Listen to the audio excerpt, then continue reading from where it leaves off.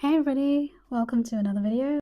I'm going to be doing a 12-week review of my 6-month experiment, an experiment in which I, as a mum of 3, intentionally pursue my goals just to see how far I can get. A little bit of an announcement before I get going. You may or may not have noticed that I have only uploaded a short form video for this week's update, week 12, which was at this point in time technically last week. So going forward, all my weekly updates will be short form. This has been easier for me. It's also been more fun. It allows me to really focus on the key moments from the week and not so much on the waffle in between, which has been really great for me and hopefully great for you too. But it is now officially halfway. So I was going to do 24 weeks and I've done week 12. So we're definitely halfway now. And I'm not showing any signs of slowing down. This is really exciting for me because I haven't been able to stick with anything like this for years. I'm going to go through what's been working, what's been challenging in each category, and then changes that I'm going to make going forward. So let's start with what's been working.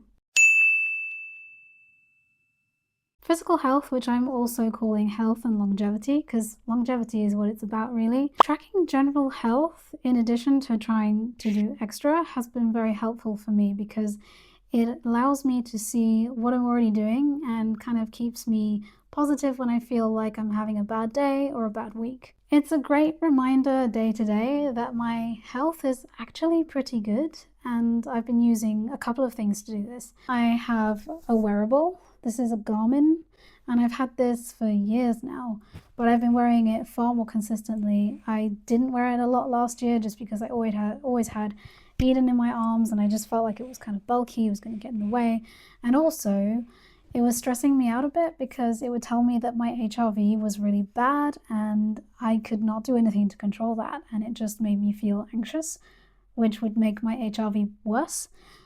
But actually, since I've been wearing it, my HRV has been good. So I don't really know what's changed, but I'm liking it so far. And then the other thing that I've been using that has been very helpful is an app called HB and Me, which is only available in the UK, but it comes from Holland and Barrett, and basically it uses your devices and your data that you kind of put into it with some questionnaires, and it gives you a wellness score. And then based on your data and your answers, it also gives you a biological age, which has been a massive ego trip for me, if I'm honest, because at the moment it's telling me that I'm 28 and I'm 35, and that feels really, really good. So these things have really been serving as a way to just keep me positive and keep things in perspective a little bit. Like when I'm really having a bad day, these things kind of wake me up and I'm like, look, it's not so bad. To have an x-ray of my hips, because then that way I knew the extent of the damage and I knew more of what I was dealing with. I'd still like to have an MRI because I think that would offer more clarity over exactly what's happening, but at this point in time, because it's not really severe, the NHS won't offer me an MRI unless they feel there's a need to do so, and currently they don't feel like there's a need to do so. And it's not something I can really afford to do privately at this point in time. I was a bit anxious about what the x-ray would show. I thought I was going to be looking at something really mangled and nasty, but actually it wasn't so bad, but you could definitely see the damage, and now I know that it's not just in my head. There is something going on. No, my storage is low again. Oh my god. Home improvement. So the goal is to improve our rental home by 1% as a minimum each week. And I feel like I've been doing that. Things that have been working really well have been, number one, small changes are not often visible to many, but they do make a small difference, especially put together over time. Atomic habits, right? And actually achieving the small stuff is really doable in and around busy life, work, children, whatever.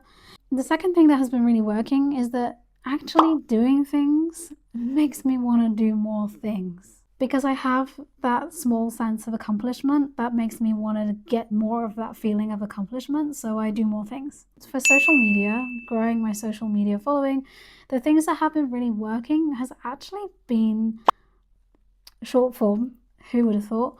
So shorts, But actually there was one in particular that was more kind of motivational, and that one did really well. So I might do more of those.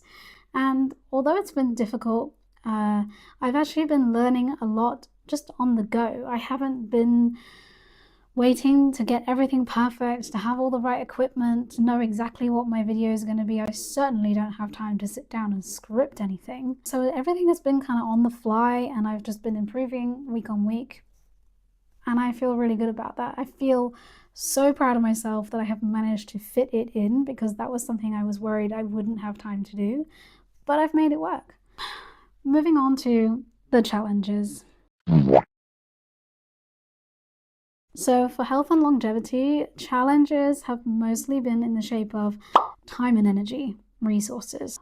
Organization, I guess this kind of comes under like capacity. I don't always feel like I have the capacity to do 3 workouts a week and plan all my protein goals and whatever. Another thing that has been really challenging is that I haven't felt like I've made a load of progress, because there's been so much information out there. And when I started, I didn't have a really clear picture of what it was I was dealing with. And so I've had to really research and do and figure out what feels right, what might be the right exercise to do, what I shouldn't do. And there's a ton of information out there, and not all of it is great. So that's been really taking some time, and I don't feel like I've made very good progress, but you know, it's not going to be overnight, so I'm willing to take it slow. I ran out of space, like mid-flow. NHS physio, it's not great. I tried it before and I didn't like it much, and I put in a new self-referral a few weeks ago and they haven't responded. So it makes me think that I've somehow fallen through the cracks and I'll have to self-refer again. But honestly, I'm not that fussed about doing physio. I think there are other things that are going to help more than physio, and maybe I'll stand corrected at some point, but for now, that is how I feel. Flare-ups. Some days or weeks and particular points in my cycle mean that my pain is worse, and I have to just kind of like respect that. Sometimes I can't push through a flare-up. I have to listen to what my body's saying and yeah, just relax. So that's a bit of a downside. Challenges with home improvement. Mostly it's come down to budget. I haven't had the money that I would like to spend on home improvement, and honestly this is a little bit like, it's not totally budget, it is also my mindset around money and spending money. I've been working on it for several years, but you know, most of the time when I'm not doing film work and stuff, I just have a very basic retail salary, and I don't have a whole lot of money to just be throwing around, especially on things that are pretty but not really like practical. That has been refreshing in the last week because I've had the money and I have felt like it's okay to spend a bit of it. But yeah, that is definitely something that has been challenging, not being able to justify the expense of some things because I don't have the money. Something that I ran into as a problem was I would have an idea in my head about how I wanted something to look. I'd see Pinterest things with like a color scheme that I really liked, and the layout was great and everything, and then I would try and pull it off and I just felt like, why isn't this working? It's a bit like when you see an outfit on someone else and then you try and style that same outfit on you, but you've got a different body shape or you just don't suit those colors and it doesn't sit right, and like you just can't do it. That's how that has felt. Indecisiveness about my choices, doubting my choices, whether they're good, whether it's ugly, or is this working? Like I just have a lot of self-doubt when it comes to things like interior design. I don't feel like I'm very good at it, and yeah, that has been challenging because I want to change my mind every 5 minutes, and I'm like, oh, but maybe this one's good, or, but maybe that idea is better, and but maybe that would look good, and I get completely confused and I get choice paralysis and I can't make a decision. But if you watch week 12, you will see that I kind of overcame that a little bit. What's been challenging about social media? A lot of it is dependent on the algorithm. and what the algorithm thinks of your content and the way that you set it up and who it thinks that your content is going to be suitable for. Now, it's taken some time. And what has been really challenging is continuing even when it seems like no one is watching. When no one comments and your view time, your watched hours are less for some reason, that is quite psychologically challenging sometimes. When you're putting a lot of effort into something and you're not really seeing any return yet. However, I will say something has happened within the last week or two, and suddenly I'm seeing a lot more engagement. Subscriber numbers are going up, watch time is going up, everything is going up far faster than it has been before. So maybe something's turned a corner and my content is finally beginning to be pushed out and things are snowballing. But, you know, it could just be a fluke. So we'll see. You know, it's not going to stay linear and it's not going to just like grow exponentially from now. That would be amazing, but also quite unrealistic. So it has been very challenging to just keep going when I really didn't feel like it, and when my energy wasn't there and I was like moody and PMS and children getting in the way, stuff like that. But I'm still here, 12 weeks, gonna do 24, and then what? I don't know. We'll figure that out. But yeah, changes to make going forward. The easiest thing to think of is what I already said at the beginning of this video. I'm going to be doing short form content with longer videos like this one for milestones or in-depth videos about a particular subject. For health and longevity, I want to be more consistent with my training. I think I have found something now that works for me in the gym. It works the right muscles and I should be able to see some progress.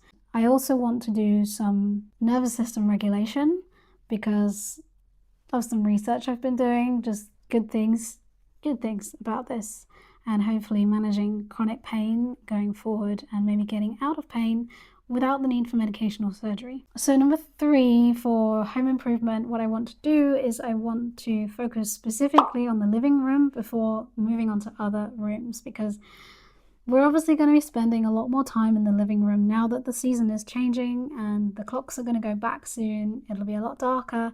If I can get the living room feeling like a really cozy, lovely space for us all to hang out in as a family, that would be lovely. So I'm really just going to try and focus on the living room now for at least the next month, and then hopefully I can move on to other areas.